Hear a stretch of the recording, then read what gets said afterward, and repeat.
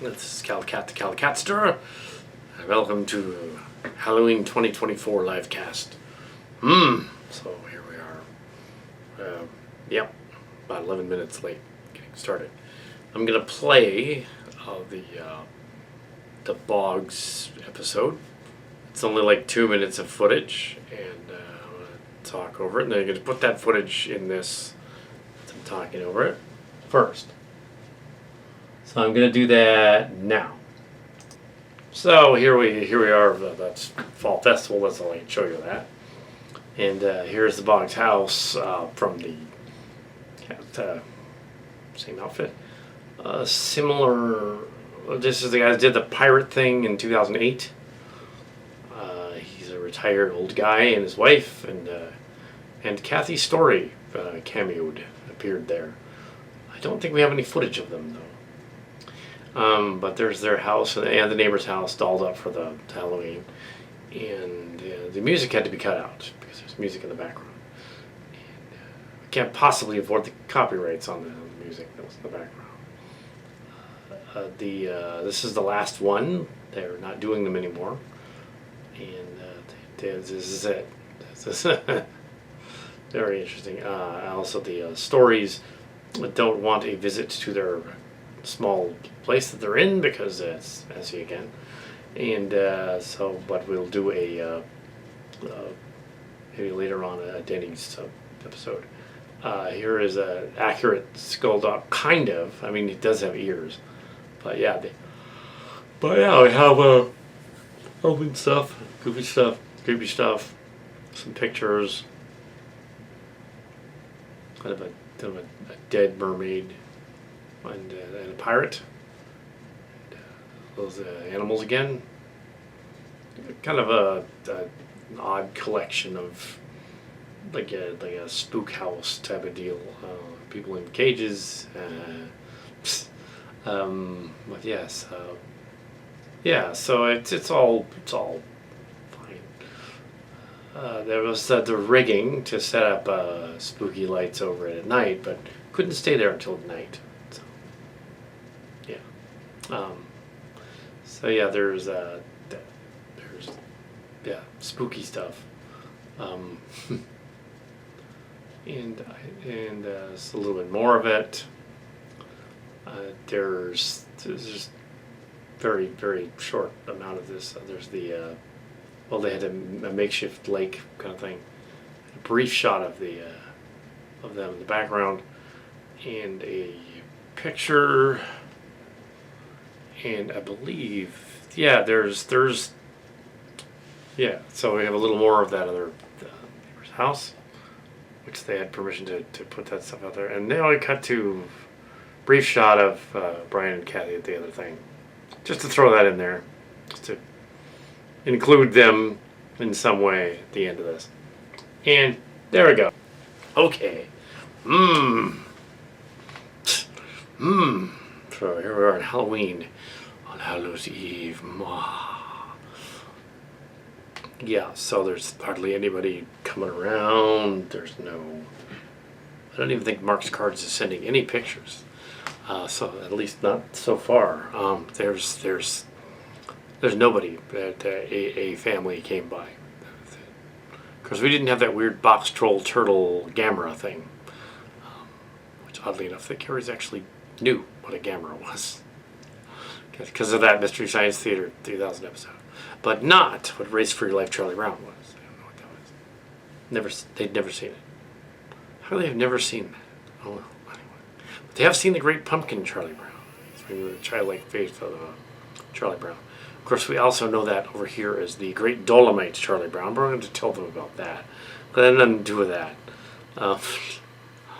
I'm sure this Halloween special will go off the rails at some point, probably into the scariest thing is the politics in November. But all I'm going to say about that is, so I don't get flagged off YouTube, is that's pretty scary. So that's all I'm going to say about that, so I don't get flagged.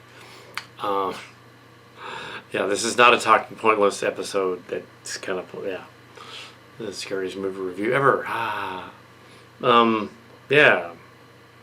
I think the scariest Halloween live event. I've mentioned some Halloween live events before. Was I was a teenager. It was the haunted house thing, and I was dressed up like Thundercracker. Got to scare the other kids. Also, in that same time period was the crash test dummy guy that was lying completely prone in a fake accident scene in the front yard on a house, I think on Shenandoah Drive, and years ago, and when I was like 16, and he's lying perfectly still. So you walk up to him, and then he moves just a little bit, and you're like, ah! Genuinely awesome jump scare right there. Yeah. So. Also, there was the Jim Ticon would always say, "We're gonna crash a wild party. Let's crash a wild party." A Halloween party. Let's go crash a Halloween party. 1994, we crashed at Pixar. Pixar guys store. Went in their party. Drank some of their beer. Well, Tim did. John did. I didn't so much. Tim did. I don't think John did. Tim did. And then maybe he did. I don't know. But yeah, so there was they were Bugs Life stuff up on the wall. Bugs Life. That's what they were working on. They've long since moved. Yeah, there was a thing on the internet about the paranormal activity and all that stuff. There's also a thing about they've done a lot of that. There's also ages of stars and stuff like that, which has nothing to do with I guess a creature that lives forever, a Methuselah thing is kind of cool, but yeah, that could be creepy. But the idea there is, of course, that the observable universe is not the universe; it's the observed universe. It's what the telescopes can see. That's when I was very young, 30 years ago or so. The universe was literally half the age it is now, because they couldn't see two-thirds the age it is now, like 9-10 billion years, and the galaxy was said to be 9-10 billion years. I remember asking this in an astronomy class in college, and that's the observable universe, as the professor explained. The observable, that's as far as the galaxy that we can see. But when the Hubble telescope goes up, we'll be able to see further on. See, and then find out it's 13.8. It's a little older than that. So yeah, and they did. They found out the observable universe became wider. You could see further up. And they found this weird star, the Methuselah star. Well, this thing checks out as being slightly older than that. Well, that means that the observable universe is older. That's not an error. It's just that we can't see that far yet. That particular star is either the calculation error to the star, the distance to it is different than we know it is, and stellar distances have changed. That we've been able to detect them better with better instruments. The Hubble, the WISE instrument, the other ones. The James Webb telescope, which incidentally is an infrared telescope, so it's hilarious whenever they say, "Oh, we totally have these true color images of the edge of the galaxy thing." No, you don't. It's an infrared telescope. All the colors have been put into visible light so we can see them, but they're infrared. It would all look infrared-y and weird. Yeah, if you actually looked into the telescope aperture, it would look strange. So, yeah, they're all doctored. They'd have to be. Sharper, but darker. Yeah, so they're... yeah, they found out things were further and closer than they were. Even a couple of years ago when they said Betelgeuse dimming, and thought the star was going to blow up. Not the ghost man, but the star. They could tell, they could then calculate better the distance to Betelgeuse, the star. The burning star fleets in the shoulder of Orion, that's Betelgeuse from Blade Runner. That's the star. And yeah, it's not. It's closer than we thought, and therefore larger than we thought. Yeah, so that's what we figured out. It's a little closer by about 100 light years. Closer than we thought. But it's still 500, 600 some light years away. It's a long way off. If it went nova, we would see it, but yeah. So yeah, it was stars and stuff, and the paranormal things. Notice that in the age of cell phones, cell phone cameras and these things, they got at least 4K on some of these things, and they can't tell. Nobody can get a clear shot of a cryptid or a Bigfoot. So that's creepy. That's creepy Bigfoot, sure. Um, nobody can get a shot of that. Nobody's, no. Oh, there's a Bigfoot out there. There's a Bigfoot. No one's ever found one just lying on the ground dead. No one's hit one with a car, except in Harry Henderson's movie. It's a movie. So, yeah. No one's ever really seen a werewolf. That's usually all stemmed from the werewolf, despite the werewolf and vampire hybrid jokes about Kal Kat. Werewolf, vampire. More like so, despite that joke. Yeah, which would make Dad a vampire and Mom a werewolf, which would be funny. But no. No. But yeah, there's a so yeah, we have but yeah, they can't seem to get a clear shot of stuff, and then they're surprised when they have like a reveal of, say, let's say the UFO or the ghost or something, the UFO footage, and they come out and they're all like, oh, because this narrator on it said it was a fleet of them. It is, even though it wasn't. It's like a flock of birds or something. The aperture on a camera that was screwed up. That's why they let the public have the footage, because it's of nothing. They're not going to let them have the real footage if there is any real footage.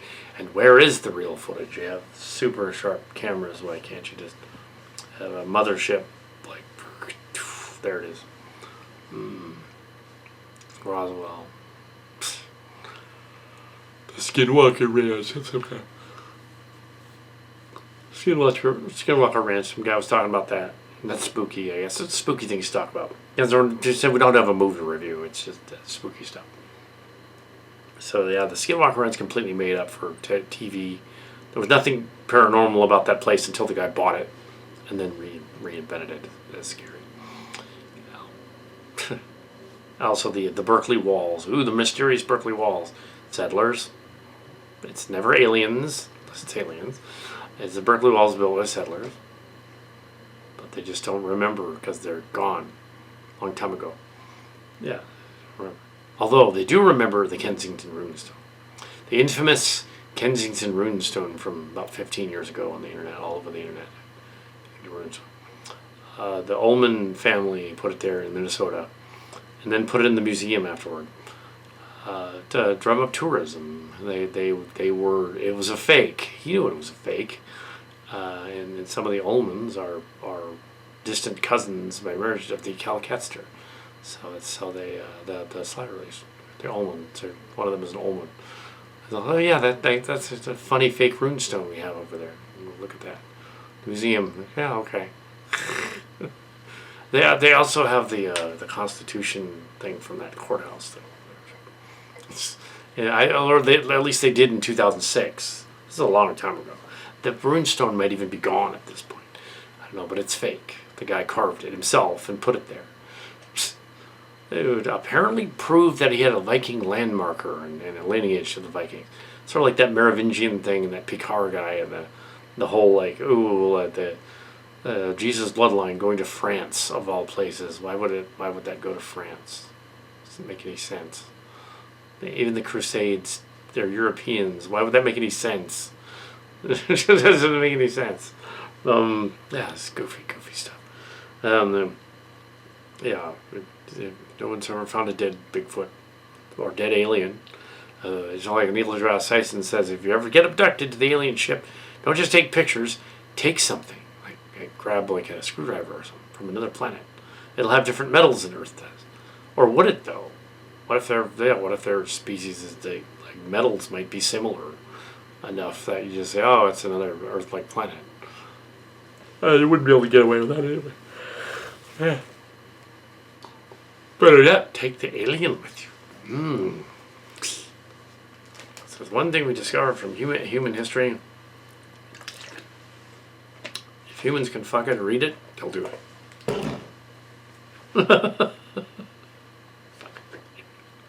Ew. That's what happened to the Neanderthal, the cryptids, people, and Gigantopithecines, and all them other 8 monkey things, and chimps. We'd probably fuck them.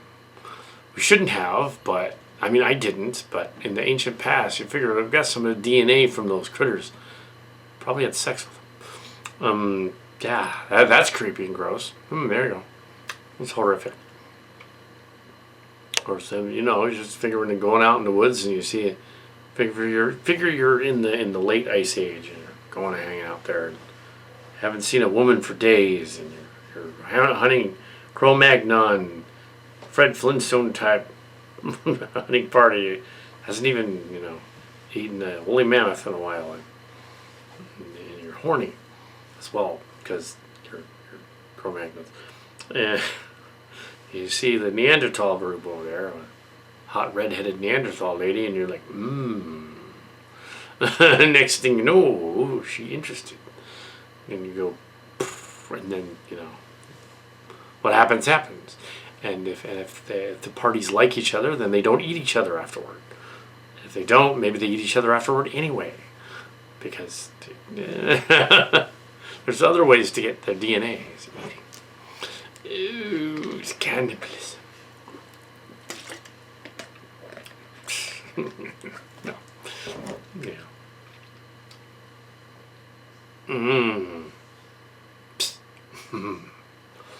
No, I'm not even going to go there about that weird political rigmarole just because it's not funny to go on about it, so I'm not going to.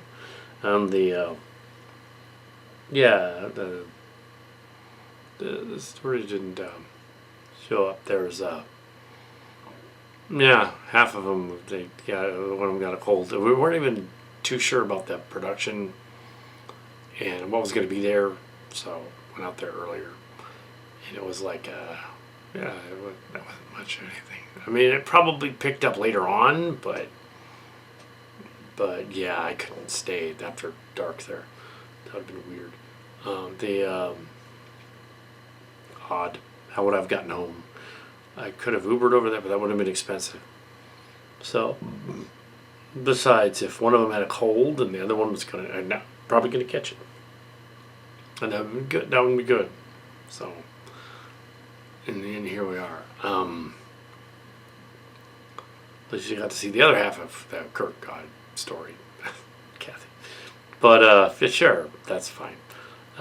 She wasn't in the story. She wasn't in the Kurt God story. She was in the other one. But yeah, there was. I remember.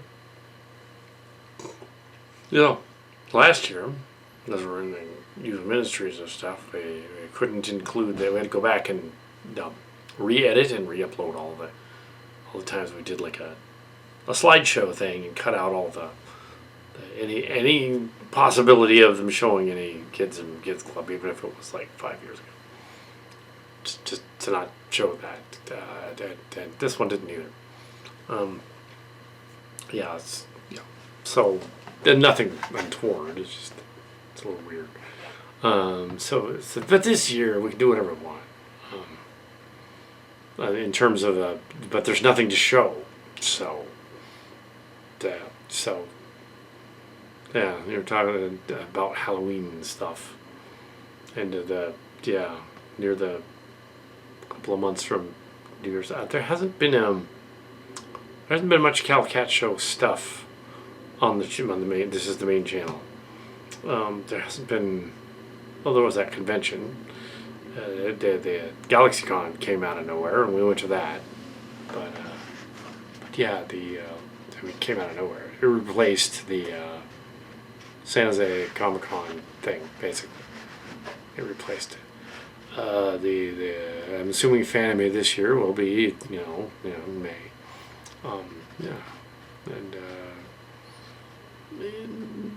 Everything's, we could do another New Year special, even though we said last year was the last one. Because we're here, and we're established, so why not? It doesn't look like anyone more is coming downstairs at all. It's a special thing. I guess Q&A stuff then. Q&A stuff, sure. Scariest horror movie or grossest horror movie Well, there's a few that are gross. In terms of gross, I would say the infamous Hente tentacle stories of Rota Shakoki Demon Fum were pretty gross. They generally are pretty gross. I guess the Barbadook was kind of gross. The hatchet was kind of gross. And now we have the horror geek out there as a character on the internet. He goes over some of these other movies. Not that one, but Hatchet. I think he did Hatchet. Some of the other ones. There have been a few horror movies that were pretty good. There have been a few. Was it The Conjuring? Was that the name of it? The first Insidious movie? It's fine. The first Ring movie, way back, not the sequels. The first Saw movie had a clever twist at the end. Even though it makes no sense if you think about it. It's like, well, he was doing the crash test dummy thing, lying completely still. How the heck was he doing that? Yeah, it doesn't work. So yeah, you have there was a gross short film where a guy doinks a cadaver. That was pretty gross. I forget what that was called. As for screwed up kind of psychological movies, there's 1 Hour Photo. That was messed up. There's Red Letter Media did a review of one called Baby. It's about this like messed up retarded adult baby guy. That was genuinely screwed up. Actually, that they just recently did a review of the infamous demon. Was it Demon Toys or Toy Demons or Demon Toys? Yeah, sort of Puppet Master ripoff. Yeah, and then the crossover, the crossover, and then Demonic Toys. That was messed up because the demon lady, demon kid takes over the tries to sexually assault the lady. It was really, really gross. So that was nasty. But yes. It was screwed up. What was especially screwed up about Orotazoki Demon Womb was it was in the regular section in the video store, in the anime section, back in the late 80s, early 90s, and we rented it. Big Tim rented it from the video store. Yeah, recently Tim appeared in an episode, but yes, we rented this movie, and we're like, oh my god, what is this? Ew. It was it was horrible. It's about a lot of assault by demon tentacle figures. You don't want to watch that. That's just, no. Ew. That's gross. Yes, it's more gross humor. I find that scariest story stuff, I think I mentioned in other past Halloween episodes. The scariest stuff is the stuff where you don't see it coming. Jaws, because they really couldn't get the monster to work right, or the haunted house with things popping out. It's better than a jump scare because you have things that can move and shift and stuff. A live magic show up close, I can tell what the magician is doing. I can tell the sleight of hand. But a magician thing on the stage, far enough away, can't tell how they did it. That's cool. However, a televised fake magician guy tried to disappear into the Great Wall of China, Copperfield back in the day. I think it was Copperfield. That was stupid. They could have faked that way better, and they didn't do it. They put up a sheet, and they had him disappear behind the light that was cast on the sheet. They could have faked that. They could have found a hole in the Great Wall, just off camera, have him go into the hole in the wall. They could have done that. There were probably holes in that thing somewhere. Yeah, the Mongols got through. So it's probably somewhere they could have faked that. It could have looked better. And that Statue of Liberty disappearing thing, they can only do that at night when they turn the lights off on the island. Yeah, of which was revealed in an episode of a cartoon show. Mask. But yeah, there's different sleight of hand things that can be fun. Yeah, and the red letter media going on about the paranormal, the murder house, axe murder house. Yeah, one of those places. Yeah, because also they mentioned also the Simon Whistler guy last year mentioned the Winchester Mystery House and did a thing on it because I suggested he do that. The Winchester Mystery House is entirely a grift as well. But it's fun. At least it's fun. You go there on Halloween. That's funny. I don't know whether Mrs. Winchester was necessarily that crazy or whether she just was obsessed. She's probably just obsessed, and she wanted to build this really funky, weird house. Part of the reason that makes the house different is that the Winchester house is there's walls that go nowhere and stuff like that. But some of that is from she added stuff that didn't to buildings that didn't need to be there anymore. So closed off, walled off. Yeah, they just added additions in the 1800s, and they didn't know what to do after that, so they just left it there. So that's why. It's not that it's creepy like passages to the underworld. It's just that she didn't. Whoever was building it was apparently really, really drunk, or something. Really, really high. Yeah, and there's a lot of that too in the '60s things. I find it funny when Phelan Portis goes on about these Bevanfield shows or the other ones or some of those other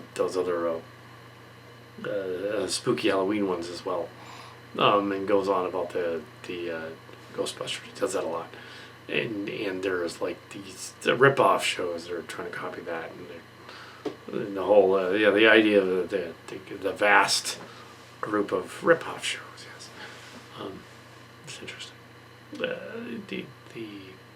The Ghostbusters has its own like backstory because the original Ghostbusters was in the 50s and 60s, and it was a detective and a monkey and an old car that talked, and it was all this stuff, and the Ivan Reitman, Bill Murray, 1984 movie makes their own version of Ghostbusters, calls it that one. That's the one everyone remembers.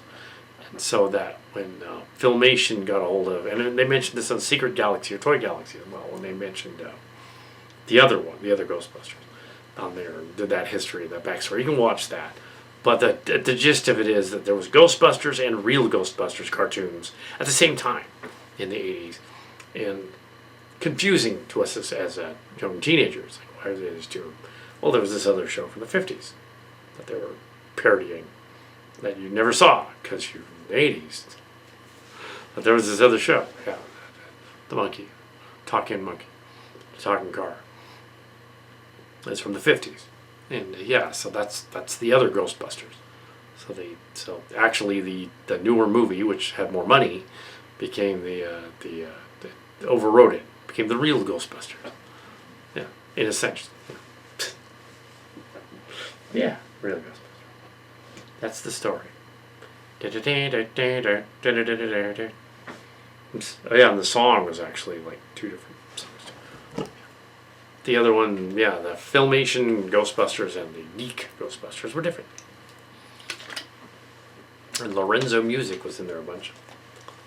They're known as Carlton the Doorman from Garfield. Yeah, that's one of the guys in it. You kind of tell, he sounded like Garfield. He's like, oh yes. Oh my God. Oh. Wait a minute, Garfield. Oh yeah. And Cam Clark was in there somewhere too. Because he was in everything. Ninja Turtles, Robotech. Cam Clark was in everything. And of course Frank Welker. Yeah, Peter Cullen. They were in everything. But and then there's the wrestling heroes, Power Crew, whatever, the wrestling characters who are represented by not only the Phelan channel, but our channel finds fake ones and opens them. And they're scary. They're plastic models. But yeah, that's kind of related. Scary fakes. Yeah. Anyway, yeah. Think of And The Exorcist was a scary classic 70s movie because you couldn't tell what was going on. It was kind of weird and strange. However, the barfing scene wasn't so much scary, it's just gross. And the head spinning around would have technically broken her neck. But yeah, yeah. Gremlins, The Fly. The Fly was a classic body horror, early movie in the 80s. The original RoboCop was supposed to be like horrific at the end, but they cut some of it, made it worse somehow. But good, yeah, worse than it. Yeah, so you have all kinds of. Also, you have the slow burn kind of horror movie, like The Church, which was the one with this crazy covenant thing in a church, and the whole twist is at the very end when they have the whole like reveal of the old lady has finally been fed up with her husband and has decapitated him and decided, I'm going to ring the. Oh yeah, another really gross, screwed up, weird movie. It's been reviewed on the Brandon Tunnel show as well. Was that one about the Malaysian demon creature thing that comes out of your upper body, like your body splits in half and it floats around with its guts hanging out. It's like a space critter demon thing or something, and it's supposed to like attack people in the middle of the night and stuff. It's a really weird idea. And then there's. But that's one of their things. And then they have these other creatures and critters and stuff. And there's Pokemon, the Pocket Monsters. That's literally what it is, Pocket Monsters. That's literally what it is. Digimon, Digimon's digital monster. Yeah, they these little stuff like that. And then there's the recently reviewed somebody asking about Owl House. Somebody was on about Owl House. I haven't seen it, so I commented on it on a thread on the Saberspark thread, and then removed it because it got, for some reason, nobody liked. I was joking. I was saying J.K. Rowling probably got it canceled because she doesn't like gay people. Because J.K. Rowling doesn't like gay people. Even though I know it's not the same studio, it's not what happened. It's that Disney got cold feet and decided to end the story. I thought, I'll just blame J.K. Rowling, why not? And some of the Potter fans was all like, no, J.K. Rowling wasn't against the gay people. That's literally what they responded, and it's like, that's not what I said. I said she got Owl House canceled so hers would be out. And yeah, she hates. Well, she was convinced that this person was convinced in the thread that J.K. Rowling never was against trans people. Yeah, and trans people. But she is. J.K. Rowling does not like trans people, so don't go see any new Harry Potter stuff. Or do it, I don't care. If you don't want to see it, you don't want to see it. So incidentally, I took that comment down because nobody got it. Being like, okay, well, yeah, I was like J.K. Rowling probably did it. I was being facetious. Oh yeah, because she hates everybody. Yeah, basically that whole, they hate it, so they want to destroy it. But I have not seen the Owl House. I was not insulting the show. I hadn't seen it. It does seem a little derivative of some other stuff. And that's why I said it, because people thought that Harry Potter was... They were stealing it from Harry Potter. She goes to a witch school in another dimension. That does sound like Hogwarts. That's why. People need to read the context. Hogwarts. This is what I'm thinking of spoof of. But yeah. No, Disney got cold feet, and they were like, oh, this character's just too fruity. We can't handle that. Oh. Although some of my stuff have made characters that they've dialed it back on characters as well. But that's just because I didn't want to make it about them being. So I've written characters that were trans and gay. horror and sci-fi and fantasy. But it's like I didn't want to make them that be their defining characteristic. That's why I dialed it back. Not because any studio mandate said, oh no, it has to be. No, I just figured there's, when you set up a story, it's kind of like not quite what they did in Earthspark, where they were like, oh, we're just not going to ever mention it again. No, I wasn't going to do that. No, it's just that if it came up again, sure. They did it beautifully on Star Trek Lower Decks. Just the last episode aired yesterday. When they showed, they brought back the story arc of the bisexual commander lady. Just brought it back and decided to explore that a little bit more.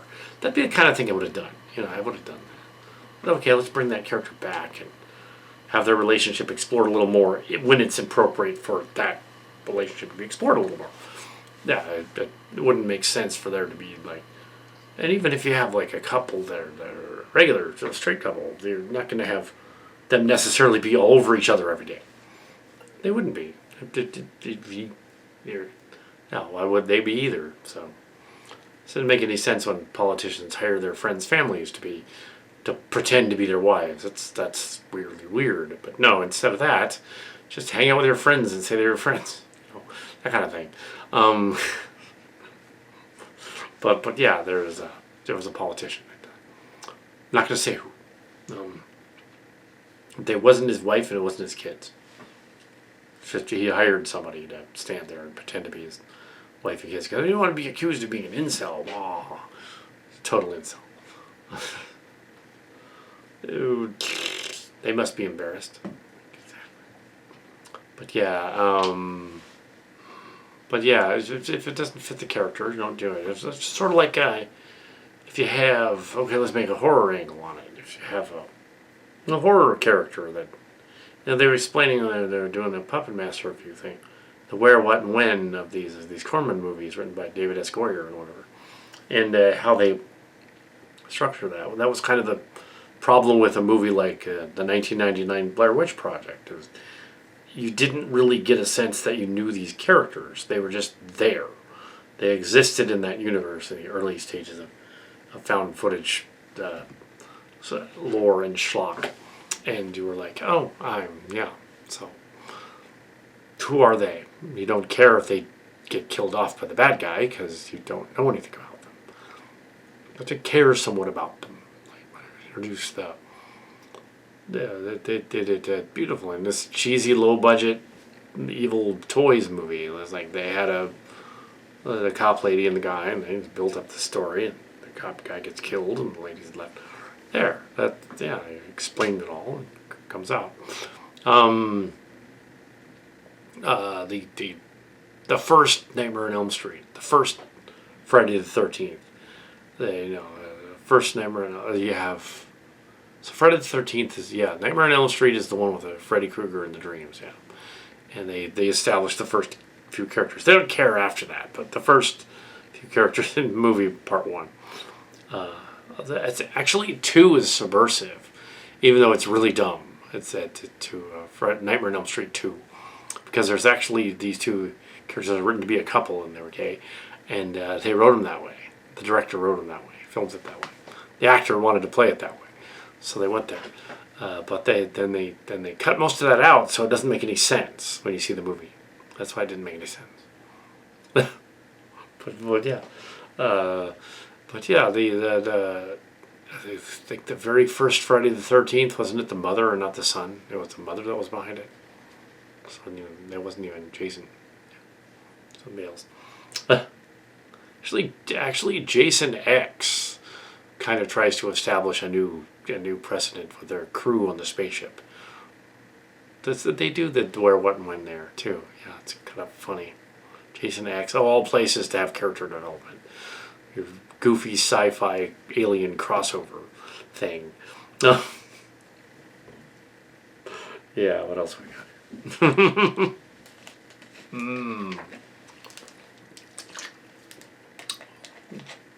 Wicked. Okay. I'll be honest with this one. I have not seen the play Wicked. I know that it's about a little over 2 hours long. The play is. I know that the movie was only going to show half the songs, so that the movie is going to be a part 1 and a part 2. They can show the other half of the song. There's a lot of extra exposition in there. That's all I know about that. And now one of the actresses, I guess the one that plays the witch, the main witch, the green one, she freaked out over somebody's fan art. And like the other channels have suggested, including Council of Geeks, she was probably already on about something else and just freaked out about that. That was the last straw. So it's probably what was going on. But her apology is a little weird. At least it wasn't written by committee, but I'm not sure if it wasn't written by AI, because it doesn't make sense. It's like it was a fan. They wanted to do some fan art. Come on. It's fan art. Yeah, besides, yeah. It's like back in the day when Jennifer Lawrence thought she was the first female heroine in hero, that is, not heroine but hero. And it's like, I know you're a millennial and you were born in when the Hunger Games you were a teenager, but I think you're predated by Linda Hamilton and Linda Carter, Carrie Fisher, and and Sigourney Weaver. They were all female heroes.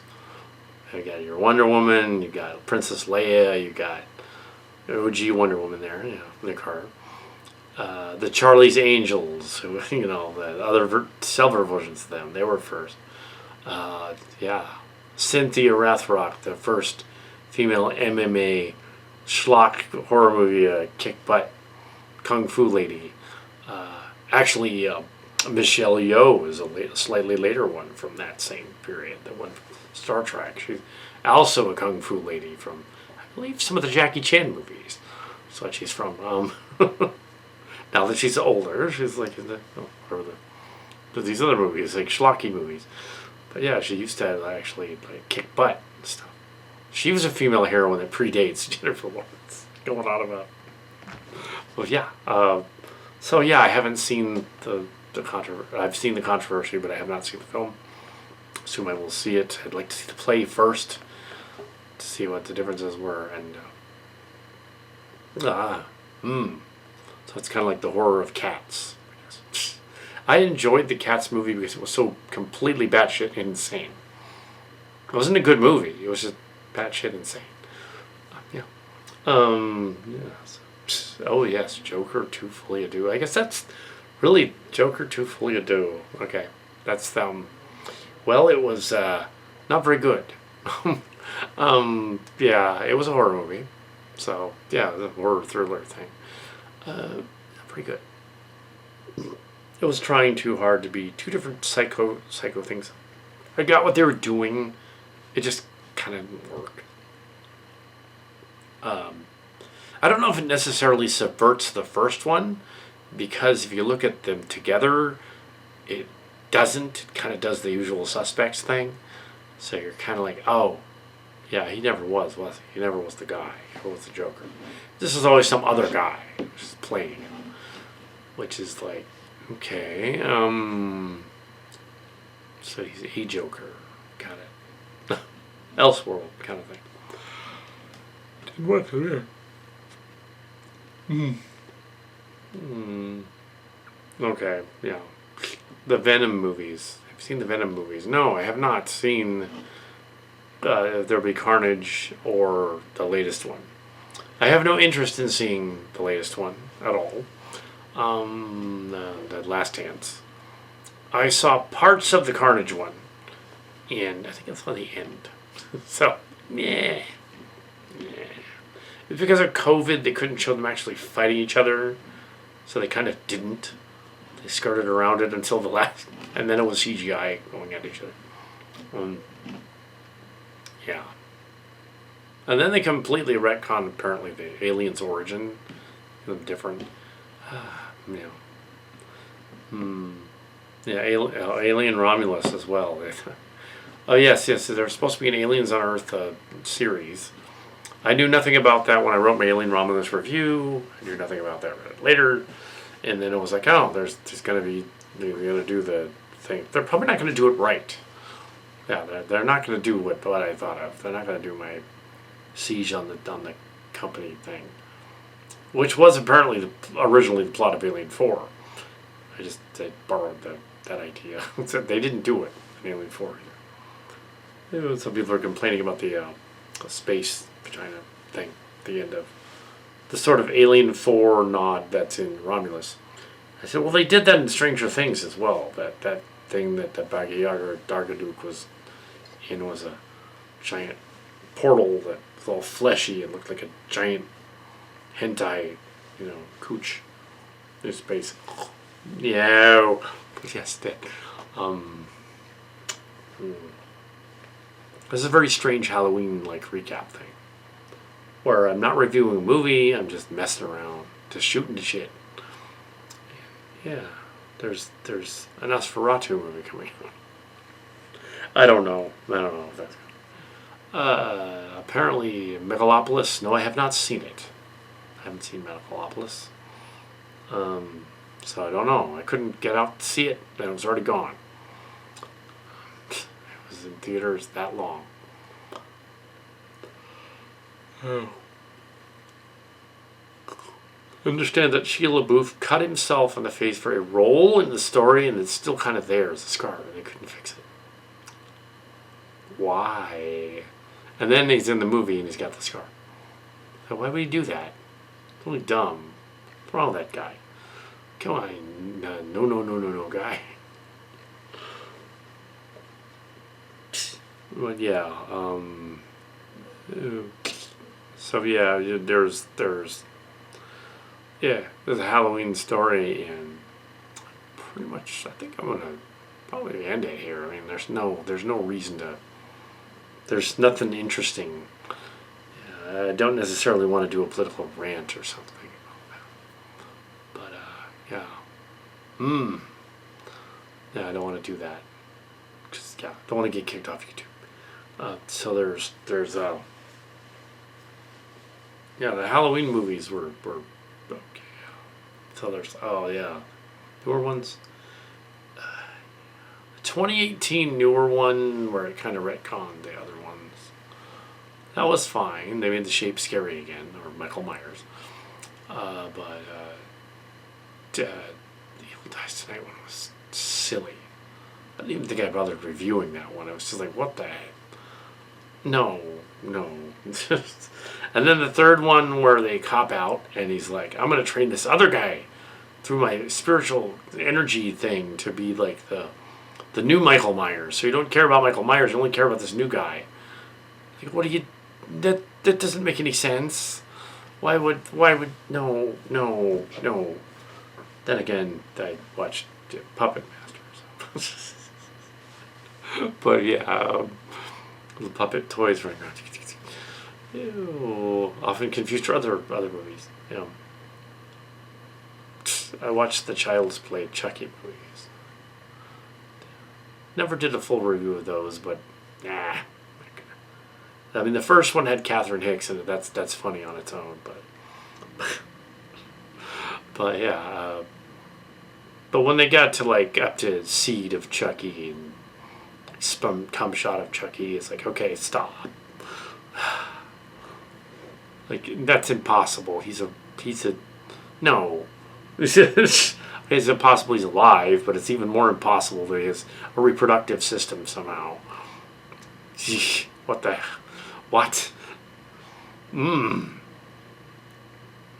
then there was a fake Britney Spears in it. I think that was that one.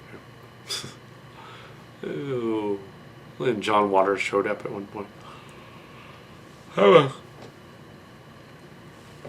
Is he ever going to go back to making schlocky horror movies again? Because his stuff was good back in the day. He was doing a Christmas one for a while, and then he was doing Liarmouth, which was his latest one based on one of his books.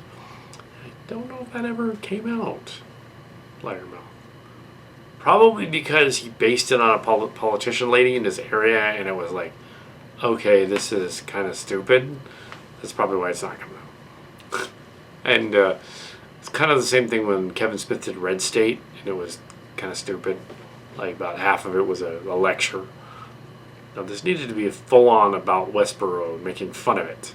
The whole thing needed to be that, making fun of their cult. And it ends with them being made fun of. That is the who, what, where, when. Yeah, don't just stop and have them do a half an hour speech. Have them crush the whole thing to the end. Oh. They did it with Dogma. Why couldn't you do it that one?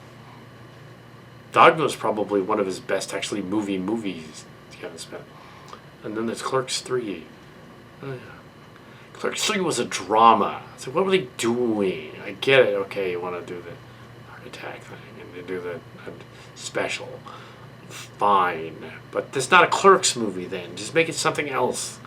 Make it Dante and Randall's later years or something. Don't call it Clerks. Just okay, they do their own thing now. That's what you should have done with that one. The Dante and Randall Show.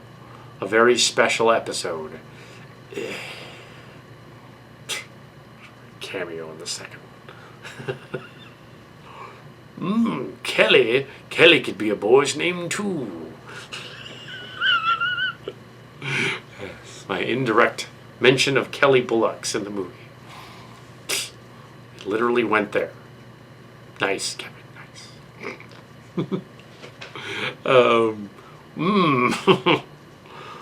Then the moment of Zen today was the Lower Decks episode that refers to a tiny miniature universe where there's a tiny miniature Starship Endeavour and a tiny miniature crew that needs to be rescued from the nanite monster thing.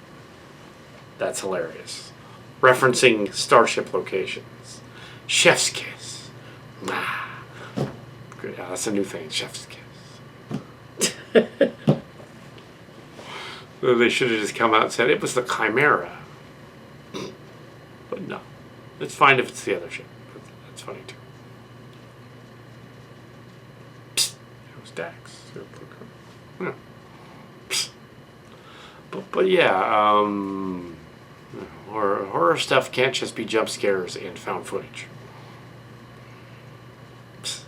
Now I've done some horror movies. I've done, we did our Blair Witch parodies. The first one of which was actually a Transformers crossover. A live-action Transformers in 1999. And there was a couple sequels. Yeah, we did a second sequel 16 years later. Let's do the sequel. And, yeah. And then we did another sequel to it. Part 3. Yeah. 2016, 2019. And then we had the second movie had Mark's Cards as the evil magician, Mephisto, the Hands of Fate at the end, who wanted to collect their sperm. Yeah, there's man butter, and then the third one, Mark's Cards played the escape friend guy in the car. So they did the James Bond in the car action scene, reminiscent of Kevin Smith and car scenes in Kevin Smith movies. Very funny scene. All of it was very funny. Even funnier that the third one was being trapped in the mall and leaving through the cat house. There was allegedly a cat house. It wasn't really. It was some rich people up in the hills that decided to put little cat statues all over their house. It wasn't really a cat house. It was a cat statue, cat place. That's what it was. There weren't horrors. It was a cat house, literally for cats. We're out front of that one, yeah, that was pretty funny. So you have, scariest in the election. So you have, the other and the technically spin-off fourth one. That's the Kelly Bullock's. He's like, Seth MacFarlane can do his own Ted movie, so can I. And they're like, oh gosh, no. So 2019, I think it was 2019, before the pandemic, we did a Teddy Ruxpin movie, and also invented the creepypasta stuff, which we still do I don't think we did one for the Silicon Valley Comic Con. No, I don't think we did one for the latest one, though. I don't think we did a creepypasta for 2024 just because it didn't really merit one, although we did some retconned creepypastas on one of our other archive channels if you want to watch those. But yeah, for GalaxyCon, there really wasn't an opportunity to do the creepypasta thing. It didn't really work the way we shot GalaxyCon. It just didn't have the same gravitas. It wasn't made the same. You could make a creepypasta out of maybe a third of it, and that wouldn't be cool. So that's okay. We'll do that. If somebody else wants to mash up one, go for it. Take the GalaxyCon footage. And that had a lot of Star Trek stars in it, except for Patrick Stewart, oddly enough.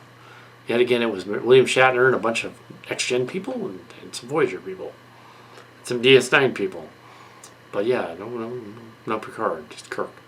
Yeah, the Yars and the Daxes and Robert Picardo, yes, but and John Cleese was there. And Weird Al was there, referenced to other things. That was fun that he referenced. It's fun that someone asked my question about the shows, the parodies. Yeah, I didn't need to. Somebody else did. And yeah, about the song parodies. Dirty song parodies. That's not technically Halloween, though. That's just gross. That's just gross. So, yeah, somebody asked him about something.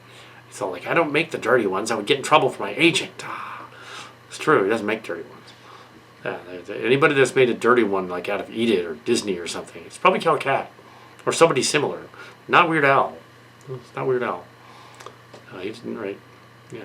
It's not Weird Al.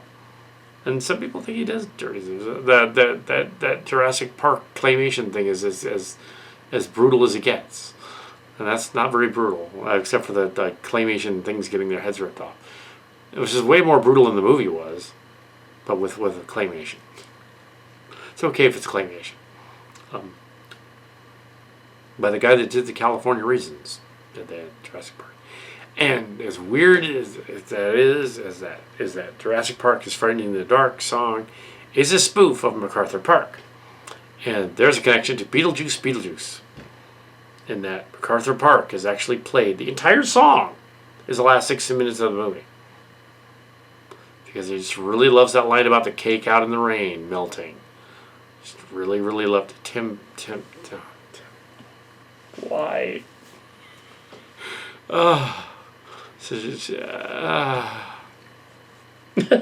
Tim Burton, come on, man. Come on. It was funny once. A joke that's repeated 4 times is not funny. Once. And now a joke that's completely off. Pudding is never funny. I mean, yeah, exactly.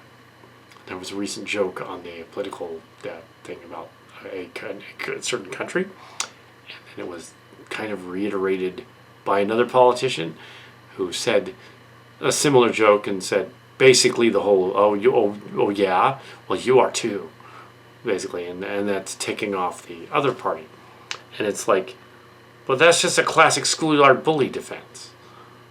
That's just neither of those stories need to be a news story. It's a classic schoolyard bully defense. You're basically saying, look, there's 2 kids in the schoolyard, and then one of them is, the main bully guy goes, okay, you people suck, basically being racist and insulting them. And then the other guy just says, well, you suck too.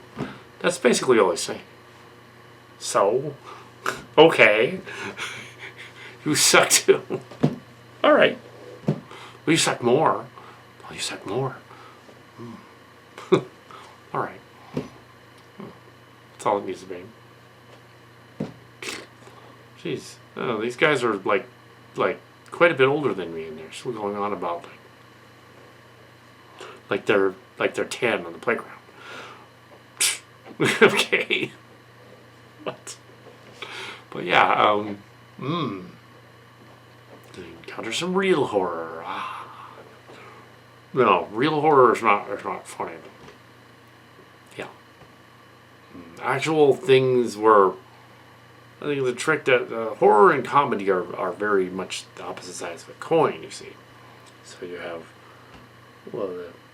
the sci-fi is of course what it is, And in the traditional sense, the sci-fi is space opera drama or space opera fantasy or some variant of that.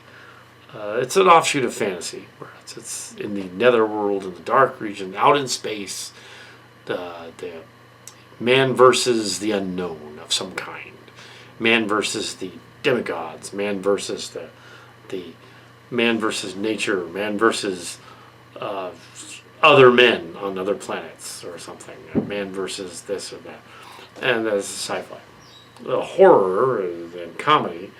Comedy tends to try to juxtapose situations explained by, I believe, Ivan Reitman had said it best. I hope I get it right this time. Or he said, drama is extraordinary things happening to ordinary people, and comedy is ordinary things happening to extraordinary people. You learn to take a line, just an ordinary day, and make it humorous in some way. That also is horror. It's also horror. The idea of the monsters in that. You're basically the plot of the first Alien movie is it's a haunted house, a bunch of people in a car break down, and they're stuck in the haunted house, and it's killing them. It's not an house. Man versus the unknown, the monster. Godzilla, rampaging monster, crushing stuff. Same idea, similar idea. Aliens is man in military versus the monster, and there's a bunch of monsters. It's closer to the Godzilla stuff. So in tone. So what is the Blair Witch Project then? Found footage type of thing. What is Paranormal Activity or something like that? First one or two of which are very fun. It's that man versus the unknown, the nature of the unknown, that thing, species kind of weird, sort of trippy. Yeah, versus the unknown, the unknowable. What is that thing over there? The Skinwalker Ranch. Ooh, aliens. Because the mundane is not as interesting. Because if back in the day in 1947 they had actually said, well, we found a crashed Russian bird, floated over the New Mexico desert, crashed, and we caught this bird. It was a device like similar to a balloon. It crashed, and we landed in a farm, and we went there and picked up the Russian bird and brought it back to base. Not as exciting as, it was a spaceship with creatures in it. They're exciting. Spaceship. Not as exciting as a Russian bird. or over a year ago, there was a Chinese balloon that floated in rare space. UFO. So we identified it as a Chinese balloon, and then shot it down.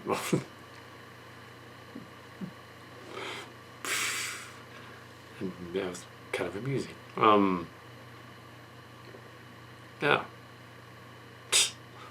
that kind of thing. I think it was last year.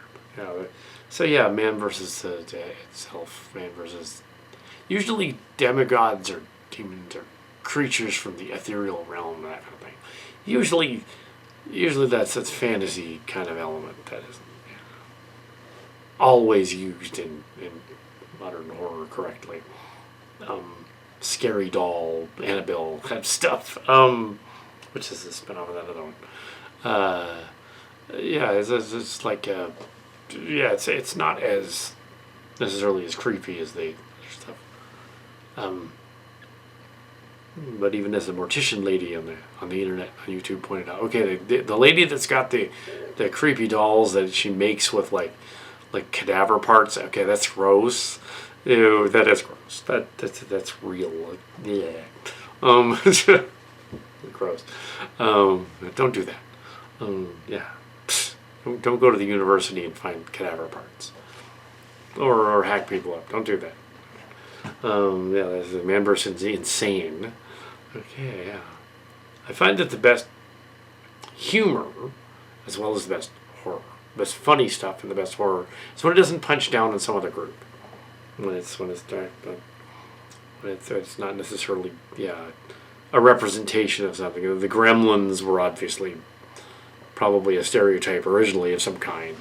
Not as funny as, say, the Ghoulies, which don't really look like anything. and then there's the maybe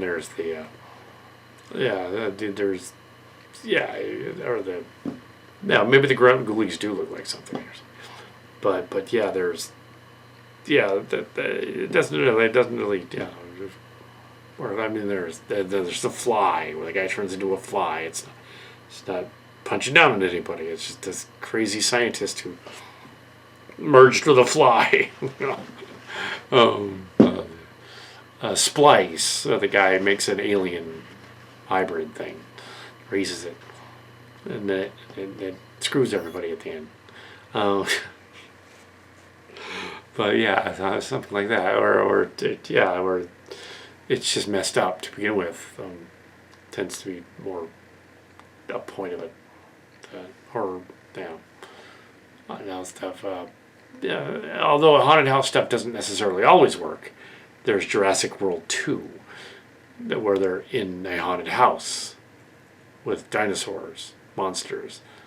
That didn't work because the confined space didn't work, and we didn't want to see nobody wanted to see a movie where the dinosaurs were in a haunted mansion. What were they thinking? It's dumb. And then Jurassic World, the latest one, we didn't want to see a nature story about the locusts that were eating the farm. We wanted to see a team up between the group from the old Jurassic Park and the group from the new one, and have them do something interesting together. Where, why, and when. Whereas they didn't do anything interesting together. They just kind of meet up, and they're like, oh, they don't further their characters, but except for that one line, which was probably ad-libbed, where they implied that Ellie's character husband had left her or was dead, and that their child was grown up and in college. That there was some character development there, but that's it. Right in the beginning, that was probably ad-libbed. That wasn't even his child; it was her child. But they needed to just it needed the locust is not interesting. They needed to have similar to that aliens on Earth attack Weyland-Yutani and destroy it story. They needed to have the dinosaurs need to be running rampant down Los Angeles streets, like knocking shit over. And that's the movie. The dinosaurs are in LA running around. There's your movie. Go. Film that. That's all they needed to do. And they did it a little bit on that other town in Prague, but that wasn't that interesting. It's like, why were they there? Why were the creatures there? We don't want to just see the monsters running rampant. We want to see the monsters running rampant for a reason. Otherwise, it's a video game. You're just shooting at. Part of the problem with that Indiana Jones spinoff is there's not enough of them actually. They were trying to do character development. There were times which Indiana Jones 5 works, but then it goes off the rails, and then the minute they find the Archimedes tomb and the propeller thing and the goofy shit, and then they do the weird, rewritten, tacked on, let's go visit Archimedes 2,000 years ago for no reason. That movie completely loses it. It's like, why is that in there? Take that out. Take that whole scene out. Take even finding the tomb out. Because why? Why is that in there? Why establish that the Antikythera computer thing, which was a clock, not a time travel device, a clock, a calendar clock, ancient clock, wasn't time travel. Why turn that into high fantasy and make that a time travel story? That's the end of your... No. You just don't need to. Anyway, so this is my Halloween Rantcast. I think we're done. I think we are definitely done. All right. Anyway, Halloween long Rantcast. We're not about Halloween horror and stuff, so either scary or not scary or whatever. And yeah, we have received. I checked the thingy here. I have received no Halloween pics from John. Mark's cards. 9:21. All right, 80 minutes is enough. And yeah, so we're gonna put this up. Even though our Halloween specials are always like aired on the first, just because like the New Year's one, it's live Halloween night, right? I can't really do it before Halloween night. That wouldn't be Halloween night. Right? Wearing my Lower Decks outfit. Appearance. Spa. Denny Crane. Denny Crane. We were referencing Denny Crane earlier. It was a William Shatner show. James Spader as well. It was the inspiration for the Invid Regent. James Spader. I'm the Invid Regent. Bill. Irony is that I have not talked to Bill Shatner in 20 years. Since the show ended. Not sure why not. At least that's what William Shatner said. He hadn't talked to James Spader in 20 years. And somebody asked us, Steve Shice was doing a review of Star Trek V. He wondered in the comments whether Shatner ever mentioned the prospects of the difficulties of being a director and an actor in that movie.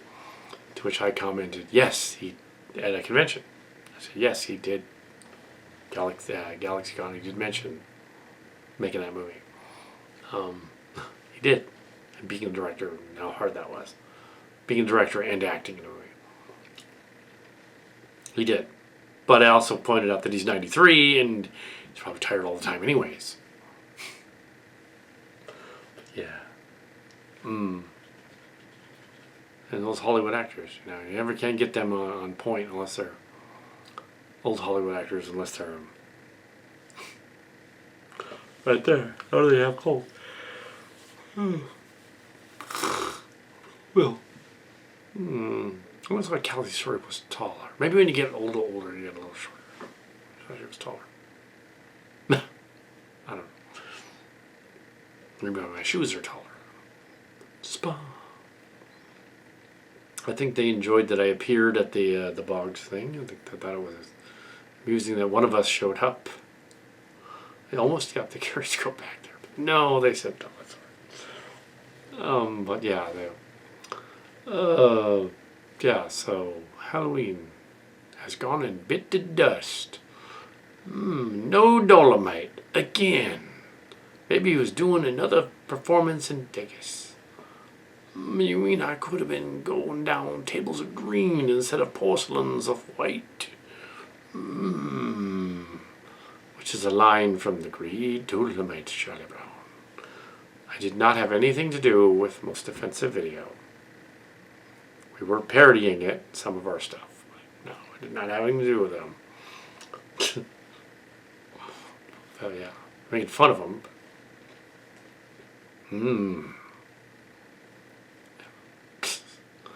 But yeah, horror stories. Would we ever do before I leave, would we ever there's a leftover question. Yeah. Blair Witch parody follow-up. Another one, fourth one. No. I don't think so. If we're going to do something else with that universe, besides what we kind of do with Starship Locations anyway, like we finally did the convention story, it was like, we've already done that. So, and we've already done, yeah, we kind of wrote Legacy into a corner when we got up to that one story with the fictional adventures, and now we're all like, oh, no, we have to solve those story arcs because the Legacy series has to end. Okay, let's do another episode where they're in a convention so they can figure things out and then wrap that up, wrap that story up. Because otherwise it ends on a sour note and we want to end it on a happier note. We don't want to end on a bad note. A slightly sour note. Yeah, so we did that. So I added that fourth story just to like, okay, yeah, we're kind of gonna have to end that comedy series just there and go on to do something else. And we were gonna do a Transformers thing, but couldn't think of anything. We decided instead that Canary Space and Space Vanguards would be better suited to be adapted now than those other things would be. So we're gonna do those. That's what we're doing. The Canary Space stuff. Yeah, I mean, what little bit have we filmed so far? It seems to be coming along, and yeah, it actually does have some witty moments in it. It's not all dry, serious. It's not a drama. It's not a comedy, but it's not a drama. It's a space sitcom, I guess. Kinda, a little bit. Yeah, it's a space opera. It's not Next Generation. It's not that quality, but it's not horrible. Not bad. It's good. It's good. We wouldn't film it if it wasn't good. So yeah, that's kind of the reason we wouldn't do another. Maybe we'll think of if there's some reason to do another horror thing. I'm sure there will be one someday, but it won't be Blair Witch. Why do that again? I mean, you can't catch lightning in a bottle that quickly. I mean, the first one was man versus the unknown, the creature. The second one was man versus something really bizarre, supernatural spaceship alien thing. And the third one was man versus himself, but also other creatures and a mall and other things and hubris and weird stuff, and that was the one that ended with all of the clones, trapped in the cat house. Or then they took it to the joke to the extreme and pretended like they were all in love with each other, which was probably the funniest and most humiliating thing to do to the main characters in that story. Of all of our cast from Trans Tech in bed together, yeah, that's horrific. And also that Silly Kelly and Cowpoke apparently were intimate, and something got in his ear. Not sure what. They didn't say. If I want to know, but yes, they weren't. Of course, it was all one guy. The whole thing was one dude. There was no homo. There was was completely faked. The whole scene was fake. It was one guy just doing like repeated shots in different spots to make it look like it was more than one guy. It was one guy. So, yeah. The joke being from the end of the second one, you can kind of tell the usual suspects idea is going to happen here. They're going to go in here. So in the next one, they're going to, at the end, he's all, I'm going to make love to myself. So he does in the third one. That's all. Yeah, okay, I'll answer the last question here. Well, sort of like, I haven't written them down, I'm just pretending I wrote them down. The last question is, have you seen Agatha All Along? No, I have not, but I've read reviews of it. I have no interest in seeing Agatha All Along, especially after reading the spoilery John Campea review of the finale, in which they basically do the usual suspects thing. There's that word again. In the movie with the cops, where they realize at the end the guy was lying. Yeah, it's basically a dream. Again, like, yeah, the first one kind of was. And actually the twist is that it's this one guy's dream. I won't give it away. And that's dumb that it's that guy's dream. So no, that's a stupid ending. That's just, no. Because shouldn't it be Agatha all along and not the guy? That's the name of the title. The show's called Agatha should be the one doing the dream, right? Nope. No, it's actually the other guy. No, Disney, no. I told you like, okay. I'll just, like you have Disney, you have that.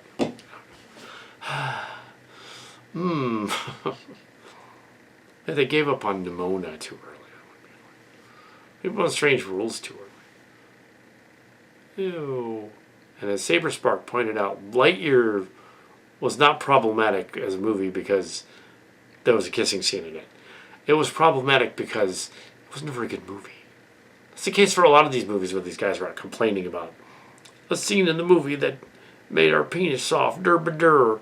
It's like you just don't criticize the movie for having a trans or gay character. Criticize the movie for being poorly written.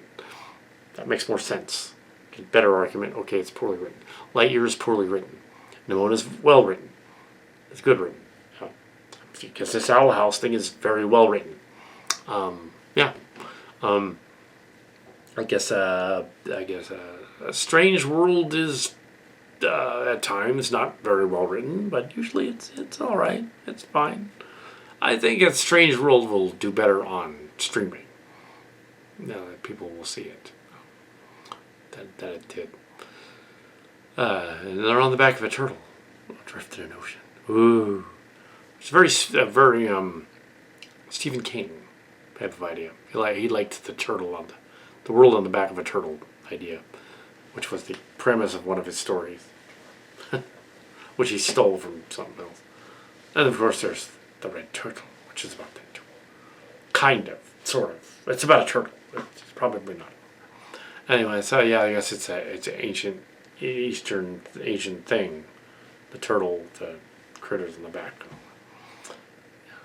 Because they couldn't explain in their time period, whenever that was written, that story, they couldn't explain all the other things that were happening underneath the earth.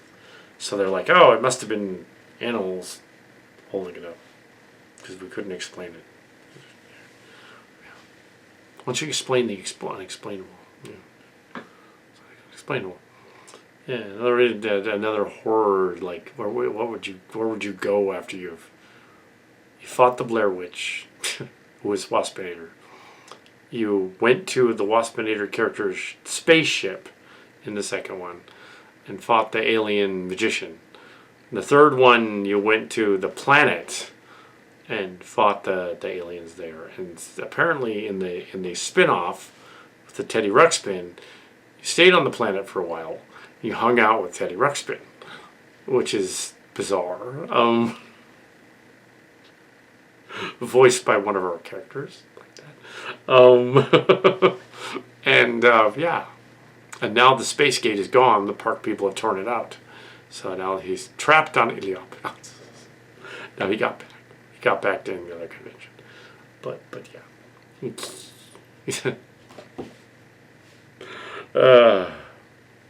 Happy Halloween.